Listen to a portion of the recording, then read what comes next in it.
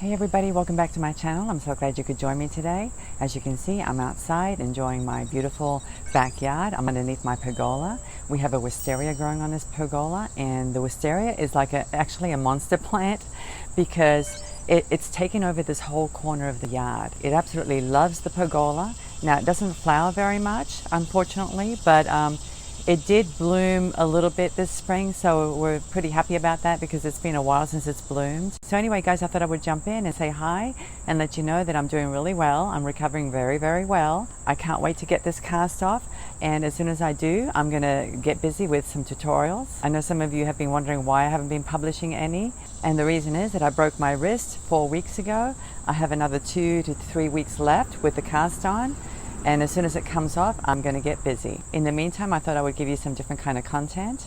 And I don't know if you've been following my channel or not, but one of the things that I wanted to talk about was Etsy and YouTube and how they interact with each other and how to drive traffic to your Etsy store. Now, I'm not an expert, so I really can't speak in depth about it. I can only give you my personal experience. I did publish a video a couple of years ago when I first opened my Etsy store. And it wasn't a very positive video because at that time, obviously, since I was new to Etsy, I really hadn't made very many sales at all. I actually wasn't really expecting a lot of sales. And I think at the time I even said that you can't make a living out of it. But I guess I was wrong because I made a few changes, and I would say that my store has been somewhat successful since then. Now, I don't want to pretend like it's easy because it isn't easy, okay?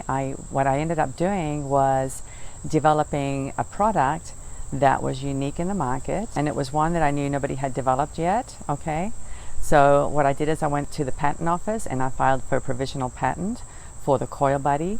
If you don't know what that is, I'll link it down below, but basically it's a tool that helps you make memory wire bracelets. It helps you line up the beads. Along with the Coil Buddy, I'm sure you've seen me use the magic rods. It's another tool that helps you line up bead patterns, and it helps you make stack bracelets. I can go into a lot of detail, but I don't want to do that in this video. I just want to focus on my Etsy store and YouTube and what I've discovered since I've been out of commission with this cast. So anyway, guys, about Etsy. So here's the deal. If you're wanting to sell your jewelry on Etsy, you can do it. However, you need assistance. And by that I mean you need to have something else besides Etsy to promote your product. And one of the most important tools you can use is social media. Now, that doesn't mean that you can't make any sales without being on social media. It's just that you won't make as many sales, put it that way. In fact, unless you sell something that's very unique, you may be lucky if you get 1 or 2 sales a month. I'm just being honest. I don't want to get on here and raise anybody's hopes because I really don't want to do that. The truth of the matter is that it's very, very competitive on Etsy and very challenging to sell anything on Etsy. And it never used to be like that. I think it got worse after COVID because I think a lot of people jumped on that platform and maybe they were looking for some extra income. I don't know, but it really got oversaturated. So anyway, like I was saying, if you have some jewelry that you want to sell, Etsy's a great place to sell it because obviously it's full of artisans and people who make things, okay, whether it's jewelry, whether it's kits of any kind, artwork, mugs, t-shirts, whatever it is. So what Etsy does is that they put you on Google, okay? They do market your store. However, if you don't drive traffic to your Etsy store, Etsy's not going to do anything with your store. And that's the truth of the matter. I found this out when my traffic slowed down due to my cars and due to the fact that I'm not making tutorials. So here's how it works. When you drive traffic to your Etsy store, it tells the Etsy algorithms that people are interested in your product, and then Etsy drives more Etsy traffic to your store. I hope that makes sense. So in other words, I have a YouTube channel. I put my product out there, my tutorials and everything. I get people interested in my product, which is the Coil Buddy or the magic rods. Some of my viewers from YouTube go to my Etsy store, and then Etsy picks up on that and sends more traffic to my Etsy store, which in turn increases my sales. I hope that makes sense. Now, YouTube works in a similar manner. When you interact with somebody's video or somebody's channel, whether it's through comments or whether it's through likes, what YouTube does is that it picks up on that through the algorithms, and it tells YouTube that viewers are interested in that particular video or that particular creator, and it sends more traffic to your channel. That's how it works. Now, if you've been following me, you know what my goal is. My goal isn't necessarily to drive people to my Etsy store. That kind of just happened one day when I developed the Coil Buddy. I developed the Coil Buddy because I thought it would help the beading community. And when I developed it, I couldn't wait to launch it and tell you guys about it. So in turn, I put it on my Etsy store and I started selling it. And trust me guys, it was a very difficult decision, because at first I thought, well, maybe I can just make a PDF and have people download it for free. But unfortunately, the Coil Buddy is a measuring guide that requires assembly. It's not something that's going to work with any kind of downloadable PDF, if you know what that is. So anyway, like I was saying, the Coil Buddy Kit was something physical that I had to assemble myself. And of course it comes with the magic rods, which in my opinion are more valuable than the actual guide itself, because you can use them to make other things besides memory wire bracelets. So when I came up with that product, I couldn't wait to launch it, and that's what I did. And I put it on my Etsy store at the same time, and it's been pretty successful. I actually sold over 2,500 units in 2 years, and I'm very grateful to you guys, because I know a lot of the sales were generated through this channel. So I'm very grateful. My next step is to license out my idea, because I really don't want to keep assembling the kit. It's very time consuming and actually very pricey for me. I'm a small company, so I have to buy all of my materials, and it takes a long time to assemble a kit. And honestly, I'm not really getting my money's worth, because if I charge too much, it won't sell. But if I charge too little, I won't get my money. Like I said before, it requires a lot of materials.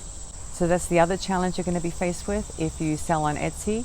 You need to find the correct price point for whatever product it is that you're selling, okay? Whether it's jewelry or whatever it is. One way to do it is by doing some market research. So what you want to do is you want to get on Etsy and take a look at the items that are similar to the one that you want to sell, whether it's a gemstone necklace or whatever it is, because you don't want to sell your item for less than what it's worth. And at the same time, you don't want to overprice it, because then you won't sell it. So it's very challenging to figure out the pricing. That's one of the most challenging things about being on Etsy. But like I said before, the best thing to do is to do market research, and not just Etsy. You want to go on Google. You want to Google it up and find out what the item sells for on other platforms, whether it's Shopify or Amazon or wherever it is. Now I want to have a little rant here, okay? I'm just giving you a little warning. If you're thinking about selling on Etsy, please don't underprice it. I can't tell you the amount of sellers that I've come across on Etsy that are basically just getting the cost of the materials out of their item. So for example, if they've spent $5 on materials, that's how much they're selling the item for. It's really, really sad to see. And what that does is that it undercuts everybody else, because then we can't compete against somebody, for example, who's selling a gemstone bracelet for $5. Now obviously that's great for the consumer, but it's not great for the sellers. Because what we try to do is we try to get our money's worth, whether it's the cost of labor, the cost of materials, the cost of shipping. There are many costs involved, and so you want to make sure that you get the money out of all of that, as well as your time, because your time is worth money. And the way you figure that out is, again, it depends on the market, okay? It depends on the area that you live in. If you think you should get paid $20 an hour, $30 an hour, $40 an hour, whatever it is, depending on whatever it is that you're selling, then by all means charge it per hour. So for example, if you want to get paid $30 an hour and it takes you 2 hours to make a necklace, then you should charge at a minimum $60 just for the labor, and then add on top of that the materials and the shipping. I know it sounds like a lot, but trust me, you're not going to be successful if you don't charge the correct amount. If you want to make a living out of it, then you have to charge what you're worth and what the item is worth. Please don't give your labor away for free. It's not fair on you, and it's not fair on the rest of the Etsy sellers. So now that I've had my little rant, I feel a little bit better. Hopefully you've gotten the message. I don't mean to be mean, but the truth of the matter is that a lot of us on Etsy have been undercut by sellers that have come in to sell items that they consider a hobby, not a business. And all they want to do is get the cost of the materials out, and that's not fair on those of us who do it for a living. So anyway, guys, as I was saying, social media is very important. YouTube is a great marketing tool, so if you have the ability to film and edit your videos, I would highly recommend it. And of course you have to have the proper equipment, you have to have good lighting, you have to have a microphone, that's important as well. And if you have the knowledge and the ability to do video editing, I highly recommend it. I know some of you think that it's okay to film the entire thing without cutting out the bad parts, but let me tell you guys, when you've been on social media as long as I have, and I know many of the viewers watch a lot of tutorials from other creators, when you've been on social media for a while, then you become a little bit intolerant, I would say, or impatient when somebody does a lot of fumbles, or they drop tools, or they're fiddling with the packaging, or they make something and they make a mistake and they have to redo it. That's no fun to watch, and it just makes the whole viewing experience tedious and a little frustrating. I actually think I've been damaged because I've been hanging out on TikTok a lot, and if you ever visit that platform, you'll know what I'm talking about. TikTok has nothing but short videos. They're anywhere between 15 seconds and 3 minutes at the most, and they're very, very quick. They happen very, very quick, and I think I've been damaged because I've been on that platform too much. And I notice that in my daily life. For example, if I'm going shopping, I want to go straight to the aisle where I know I can get the item that I need.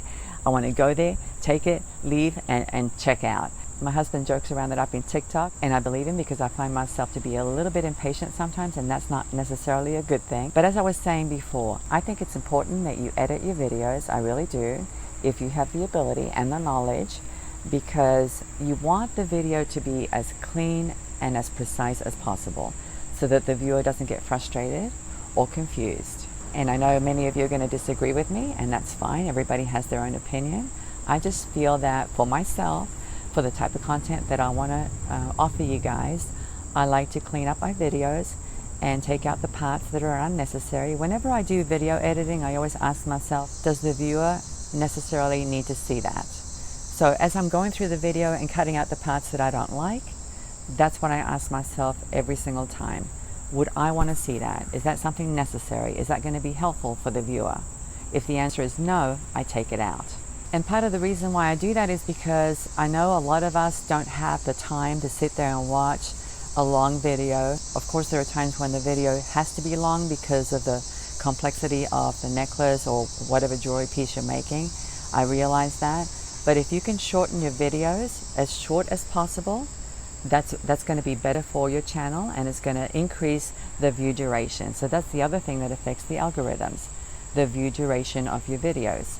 So if your videos are not being viewed for very long and people are navigating away, that affects the algorithms. That tells YouTube that viewers are not interested in your content. And the reason is that YouTube wants to drive traffic to a channel that has content that viewers are very interested in and they watch for a long period of time.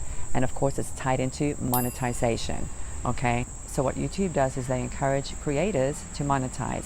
Now, I think it was about 2 years ago, maybe less, I can't remember. YouTube sent out a message to all the creators saying that they were going to put ads on every single channel, whether you're monetized or not. So if you have a YouTube channel, it's in your best interest to monetize it, because then you have some control over the types of ads that they put on your channel, whether they can be clickable ads or non-clickable ads, or ads that are overlaid on top of your screen. There are a couple of options that you can select as far as what kind of ads YouTube decides to put on your channel or on your videos. And I didn't monetize mine for the longest time because I didn't want to do that. But when I got the message saying that YouTube was going to run ads regardless, I went ahead and monetized some of my videos. Not all of them, but a small percentage of them I have monetized. Now, you know that I love to make tutorials. I like to share my knowledge. I like to help people that are just starting out. That's actually my main goal and my priority. But I don't necessarily create content for the fun of it, although I really do enjoy it. I'm also trying to make a living out of it. So if I get a sponsor, say for instance a bead subscription company who has asked me to do unboxings and reviews, I don't always accept it because of my time constraint. But when I do, I would like to know that I'm providing good content for those of you who are interested in bead subscriptions and you're not familiar with them. And that brings me to the next point. I always try to find as many positive things as I can with each collection. Now, I know some of you may think that's disingenuous. It's not that I'm being dishonest, it's that I'm trying to find the positive side of things, okay? I'm a very positive person and I don't like to be negative if I can help it. I mean, if I see colors that don't coordinate, like the last box that I opened up with Bargain Bee Box, I'm going to mention it, and I think I did mention it. I couldn't wrap my brain around the porcelain sheep bead and the coconut shell beads, which to me are tropical. So I will mention little things like that, but for the most part, I try to stay as positive as possible. Now, obviously, you guys can watch whatever you want. If you don't like a video or a creator, you can always navigate away from the channel, which is why I have such a hard time figuring out why people dislike videos. I can't tell you how stressful it is whenever I publish a video because I try so hard to please my viewers. And I know sometimes you give a dislike because you don't like a particular collection, but just remember that I did not select that collection. I'm simply presenting it to you and giving you a review. So if you don't like a certain bargain bee box, or you don't like a certain curated bee box, or whatever it is, whichever company it is, please don't give a dislike because you don't like it. Because by giving a dislike, you're actually giving a dislike to the creator of that channel. And that's not fair on the creator. I'd much rather see a comment about it versus giving me a dislike, because like I said, I don't have control over what the companies put in the collections. I hope I'm not sounding too condescending, because I don't mean to. Obviously, this is a free country and you can do what you want and you can watch what you want. And if you don't want to like a channel or subscribe to a creator, that's your choice. In any case, I'm very grateful that you're actually viewing my videos. I never thought I would get this far on this platform, and I've been on this platform, I think it's close to 3 years now, I'm not sure. But I'm very grateful for all the people that have subscribed, and even the ones who haven't. I just appreciate you being here. So anyway, I hope I've clarified a little bit about how it works. And as far as linking YouTube to your Etsy store, the way you do that is by putting YouTube links on your listing. So for example, I developed the Coil Buddy. I sell the Coil Buddy on my Etsy store, and right under the description, I put links to the tutorials where I show people how to use the product. So that's one way to link it. Another way to link it is by putting your Etsy store address right in the description section of your YouTube video. There's no other physical way to link it, but another way to do it is through other platforms. For instance, Pinterest. You can put your YouTube videos on Pinterest, and you can also put your Etsy store link right on Pinterest. Same thing with Instagram. If you have an Instagram account, you can link your Etsy store right on Instagram in your profile. Now, if you're thinking about opening up an Etsy store, what I would recommend you do is listen to podcasts. That's what I did in the beginning. I listened to a lot of podcasts. You can Google it up, or if you have an iPhone like I do, you can just open up the podcast app and search for the word Etsy or Etsy sellers, and you should be able to find some really great podcasts. There's so much I want to talk about. Social media is important. I would say out of everything, if you want to be successful on Etsy, you really have to be involved with social media. If you're not on social media, whether it's YouTube, Instagram, TikTok, or whatever it is, it's going to be very difficult for you to compete on Etsy. The other thing that you should look into if you're thinking about opening up an Etsy store is the legal side of it, the financial side of it. You need to make sure that you're licensed. You need to make sure that you file with your county tax office. You need to make sure that everything's legal with the IRS. That's important as well. You need to have a trade name. You need to have marketing materials. So before you open up any business, whether it's Etsy or Shopify, you need to make sure that all of the financial and legal things are taken care of. You don't want to open up an Etsy store and not file with your tax office, okay? That's important. And I'm generalizing here because I know many of my viewers aren't from the US. Some of you are from other countries. So wherever it is that you live, you want to make sure that you check with your local county or your local government and figure out what it is that you need to do in order to be a legal business. So anyway, guys, I just wanted to go into that a little bit. Obviously, there's a whole lot more to cover, and I didn't make any notes today. I probably should have, because I'm probably missing things, but I just wanted to come out here real quick and make a quick video and say hi and chat a little bit about that, because I know I mentioned it the other day and some of you expressed some interest in it. So anyway, guys, I hope you've enjoyed today's video.